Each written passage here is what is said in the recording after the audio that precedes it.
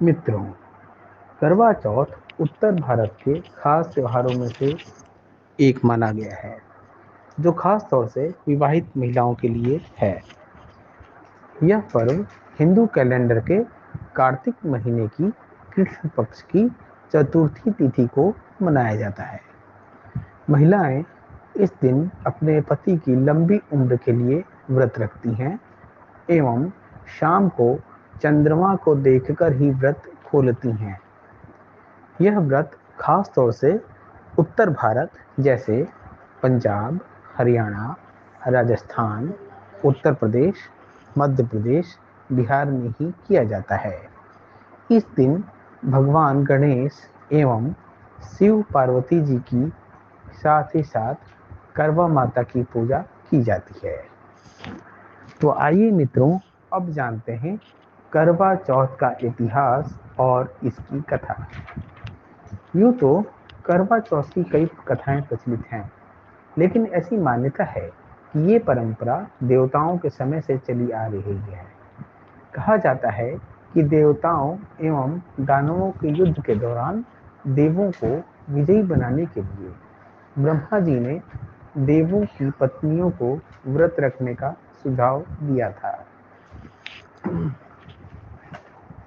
जिसे स्वीकार करते हुए इंद्राणी ने इंद्र के लिए एवं अन्य देवताओं की पत्नियों ने अपनी पतियों के लिए निराहार एवं निर्जल व्रत किया था। नतीजा ये रहा कि युद्ध में सभी देव विजयी हुए और इसके बाद ही सभी पत्नियों ने अपना व्रत खोला। उस दिन कार्तिक मास के कृष्ण पक्ष की चतुर्थी तिथि और आकाश में चंद्रमा निकल आया था।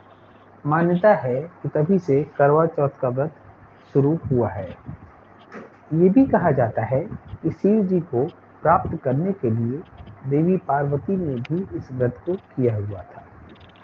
महाभारत काल में भी इस व्रत का जिक्र आता है और पता चलता है कि गांधारी ने धृतराष्ट्र और कुंती ने पांडु के लिए व्रत का पालन किया था।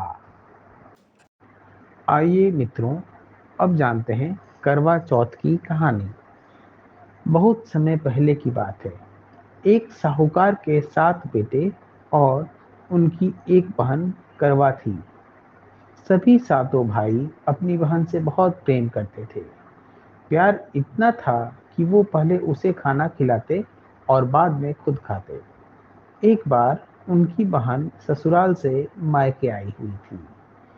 शाम को भाई जब अपना व्यवसाय बंद कर घर आए तो देखा उनकी बहन बहुत व्याकुल थी। सभी भाई खाना खाने बैठे और अपनी बहन से भी खाने का आग्रह करने लगे, लेकिन बहन ने बताया कि आज करवा चौथ का निर्जल व्रत है और वह खाना सिर्फ चंद्रमा को देखकर उसके अर्घ देने के बाद ही खा सकती है। क्योंकि चंद्रमा अभी तक नहीं निकले हैं, इसलिए वह भूख प्यास से व्याकुल है।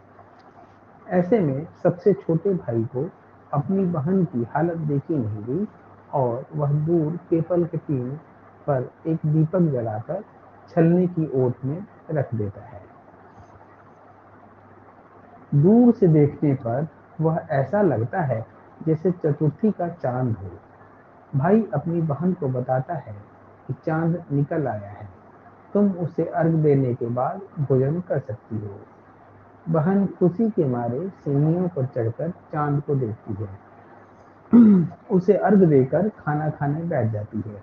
वह पहला टुकड़ा मुंह में डालती है तो उसे छींक आती है। दूसरा टुकड़ा डालती है तो उसमें बाल निकल आता है और तीसरा टुकड़ा मुंह में डालने की कोशिश करती है तो उसके पति की मृत्यु का समाचार उसे मिलता है। इससे वह बौखला जाती है। तब उसकी भाभी उसे सच्चाई से अवगत कराती है कि उसके साथ ऐसा क्यों हुआ। करवा चौथ का पारण गलत तरीके से टूटने के कारण देवता उससे नाराज हो गए थे और इसके कारण उसके साथ ऐसा हुआ। सच्चाई जानकर करवा निश्चय करती है कि वह अपने पति का अंतिम संस्कार नहीं होने देगी और अपने सतीत्व से उन्हें पुनर्जीवन दिलाएगी।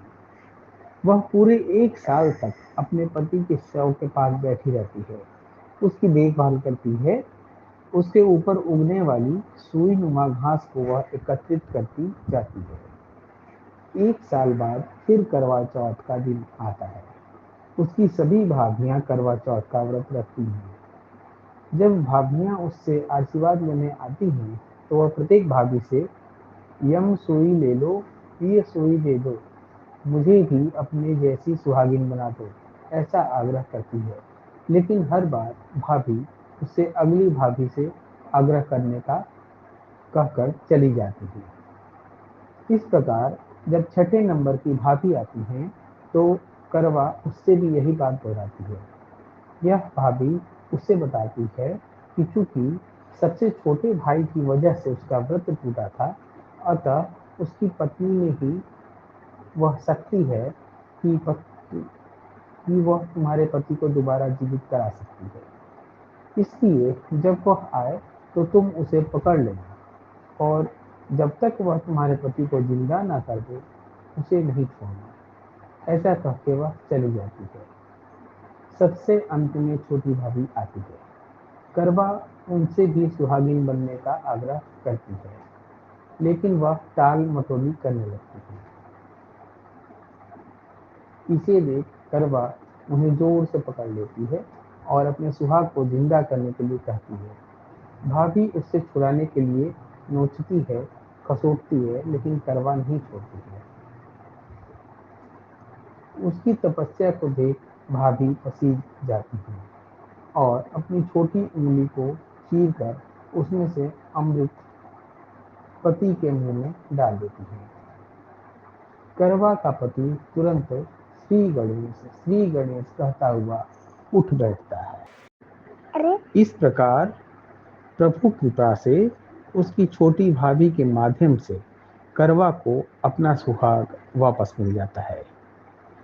हे श्री गणेश माँ गौरी, जिस प्रकार करवा को चीर सुहागन का वरदान आपसे मिला है, वैसा ही सब सुहागिनों को मिले। इसी के साथ इस कथा का अंत हो जाता है। तो मित्रों, आपको करवा चौथ के बारे में यह जानकारी कैसी लगी? आपको यह जानकारी अच्छी लगी तो चैनल को लाइक, शेयर और सब्सक्राइब करना ना भूलें।